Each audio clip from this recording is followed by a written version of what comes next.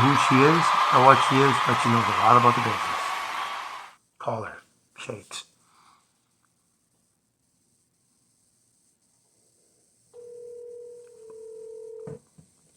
Hello. Hey, Mrs. G. You're on the air. Hold on a minute. All right. Oh, Yeah. Hey, Mrs. G. okay. So we want to know about auditions and how to do them correctly when you get in a role for an actress and actress. Okay. Well, usually you have an agent, right? If you have an agent, the casting they will have a relationship with a casting director. So the casting director give them work that is good for you. That they feel that it's a role that is good for you. And so they give it to the agent, and the agent gives you the information. And usually it's the copy, and if you're lucky, you'll get a script.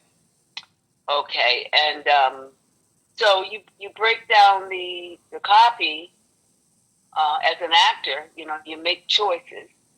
You leave your instrument, which is you leave that open so that you can allow different choices to come in, and you follow the instructions that they gave you to the T. And I'm assuming that it's the self-tape.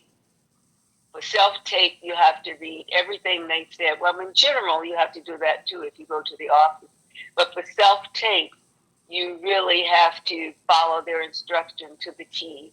And I've been encouraged to do that with a lot of acting seminars that I've gone through to, courtesy of SAG-AFTRA, of casting directors, well-known casting directors. This was at the beginning of the pandemic. We took a lot of seminars to see where do we go from there. So anyway, you break down that character, and I usually do it. I read it over and over and over and see what is missing. What could I add to the character? Until I feel really good about the choices I made. And I leave my instrument open so I can listen to the casting director. That is very important.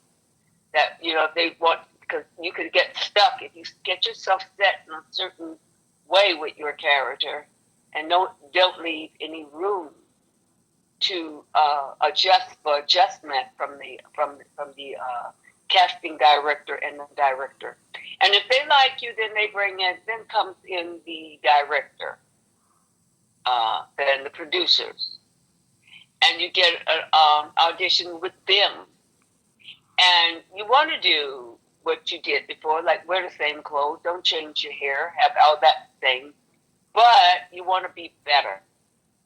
You want to you make even finer choices, and you want to be very open to what they say, because they're going to see if you can take directions. That's what they do, and they want to see if you're flexible enough to be fluent into the character, to be open to connect with them. And so, and if you're lucky, you book that job, and then that's stage 2. And then 3, you go in and you do the job, and you do everything they ask you to. You go to your camper and all of that.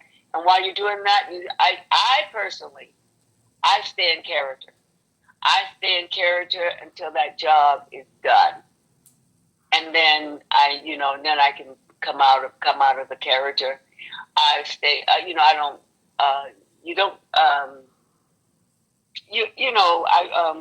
So anyway, I hope that answered your question. Yeah, it answered my question. A couple of things though. Like you're talking about character, and you stay in character.